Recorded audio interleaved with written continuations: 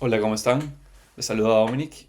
Lo que les voy a presentar hoy es más que una noticia, es, digámosle, un insulto a cada peruano que trabaja, que cumple la ley y que espera con justa razón que el Estado les proteja. Hablamos de un escándalo, llamémosle, de doble filo. ¿Por qué? Porque por un lado tenemos miles de millones de soles de dinero de las personas, de nuestros impuestos, pudriéndose en el desierto, o de cárceles fantasmas en general. Y por otro lado tenemos las prisiones que sí tenemos, que son convertidas en bombas de tiempo, en universidades del crimen, gracias a un hacinamiento brutal e incontrolable. Esta es la historia de la, digámosle, incompetencia que nos cuesta dinero y lo que es peor, nuestra seguridad. Seamos absolutamente claros, cuando hablamos de hacinamiento carcelario no estamos hablando de la comodidad de los delincuentes. Que nadie se confunda con discursos garantistas que defienden al criminal y demás. No, estamos hablando aquí de una amenaza directa a lo que vendría a ser nuestra seguridad nacional.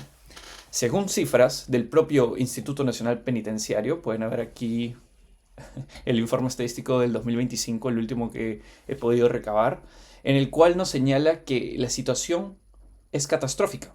Las cárceles de Perú tienen una capacidad para albergar un poco más de 41.000 reos, pero la realidad es que hoy custodian más de 93.000. Entonces hablamos aquí de un hacinamiento superior a un 125%. Pueden ver aquí las gráficas, ¿no?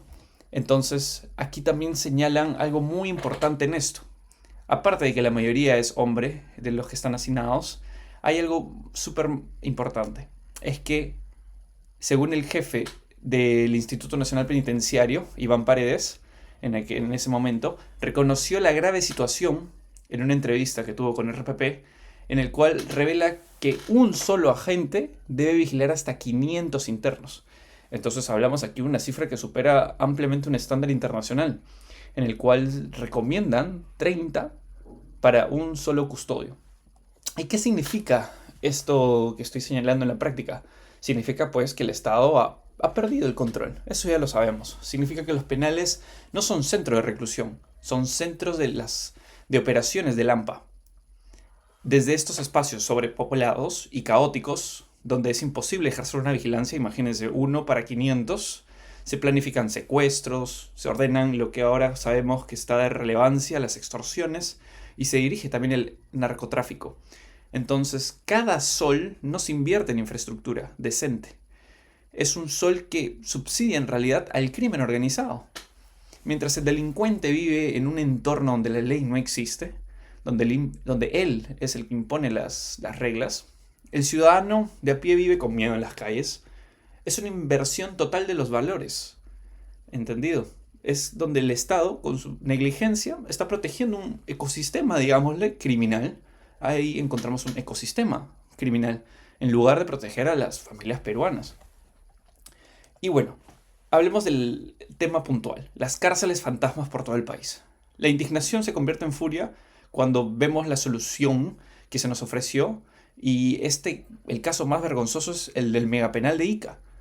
Aquí pueden ver unas imágenes. El 6 de octubre se aprobó la construcción de una de las megaobras más importantes, en 2013, del 6 de octubre. Y 5 años después, en junio de 2018, 5 años después, comenzó. Y esto era un proyecto que iba a albergar a más de 3.000 reos de alta peligrosidad. Y hoy es más que todo concreto abandonado. Un proyecto que empezó costando aproximadamente 380 millones, ahora termina costando hasta 740 millones. Y según el sistema de seguimiento de inversión, hasta 870 millones puede llegar a costar. Y en enero del 2020, como sabemos, a 15 días de que culmine el contrato que se tenía, el Minjus anuló el acuerdo y paralizó la obra, cuando este registraba un avance del 25%. Y debía estar en aquel entonces, en el 2020, en un 97%. Miren esa gran diferencia. Ahora, en agosto del 2024, el año pasado, el Estado firmó un nuevo contrato de consultoría para concluir el expediente técnico, otra vez más expedientes técnicos, con un plazo de ejecución de apenas 135 días. Y no obstante las observaciones del supervisor y la falta de coordinación entre el ANA y Electrodunas, volvieron a retrasar la entrega. Ahora, finalmente en abril, hace un par de meses del 2025, se aprobó una reformulación definitiva. Ahora el costo asciende a 602 millones y el plazo de ejecución a 717 días calendario. O sea, esta obra que estaba planeada para el 2020 va a pasar hasta el 2027. Más, encima, más del doble del dinero, es decir, dinero tirado a la basura. Material de construcción que se oxida bajo el sol, mientras que los criminales se hacinan en otros penales. Hablemos aquí de un punto importante. Hace un tiempo también se quería reabrir el frontón, ¿no? Entonces, abrir el frontón es hablar también de la larga lista de cárceles inconclusas a lo largo del país, porque ellos querían reabrir un frontón, ¿verdad? Pero tenemos que revisar las otras cárceles que están en una lista de espera. Porque Ica no es un caso aislado, no. Tenemos más. Esta plaga de incompetencia se extendió por todo el territorio nacional. La Comisión de Fiscalización del Congreso ha sido clara al denunciar que este patrón de abandono se repite al menos en otros 5 proyectos. Pero uno de estos son, por ejemplo, el de Chincha, que está en Cusco, en donde pasaron de costar 53 millones a 93 millones, paralizado. El de Pulcalpa, el que está en Ucayali, paralizados desde 2022, y el valor inicial fue de más de 100 millones a 369 millones. Y en Arequipa mismo, este complejo penitenciario de Arequipa que presentó un incremento de 303 millones, pero se encuentra paralizado desde el 2021. Y en el penal de Cajamarca, tras 9 años desde la declaratoria de su viabilidad, apenas alcanza un avance del 27%. Todas las obras paralizadas, todas con sobrecostos, todas son un monumento al fracaso y un insulto a la inteligencia del peruano. Ahora, vemos entonces que el Estado nos está fallando de una manera miserable.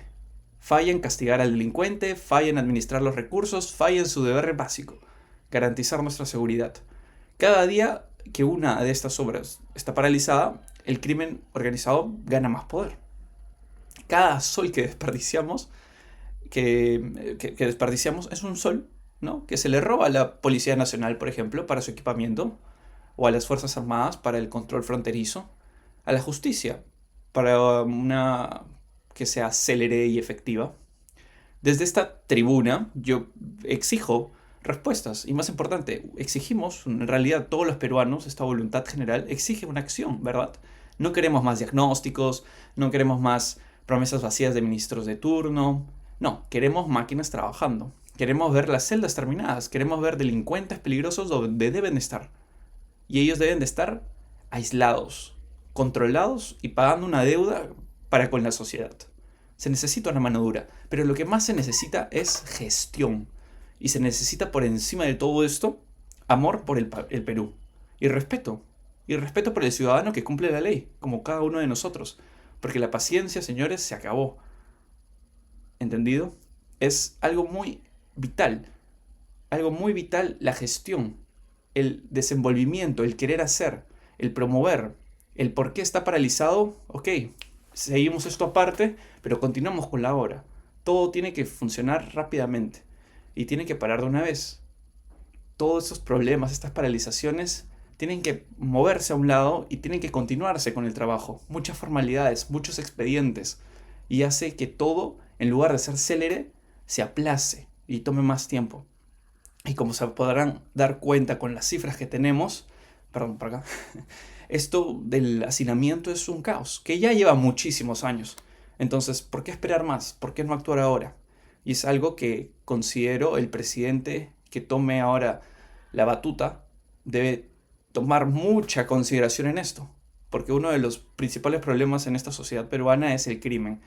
Y la forma de, al menos, mantener el crimen es con las cárceles. No sé qué opinan ustedes, por favor, comenten abajo cuál es su opinión, cuál es su postura, y nos vemos en un próximo video. Muchas gracias por ver.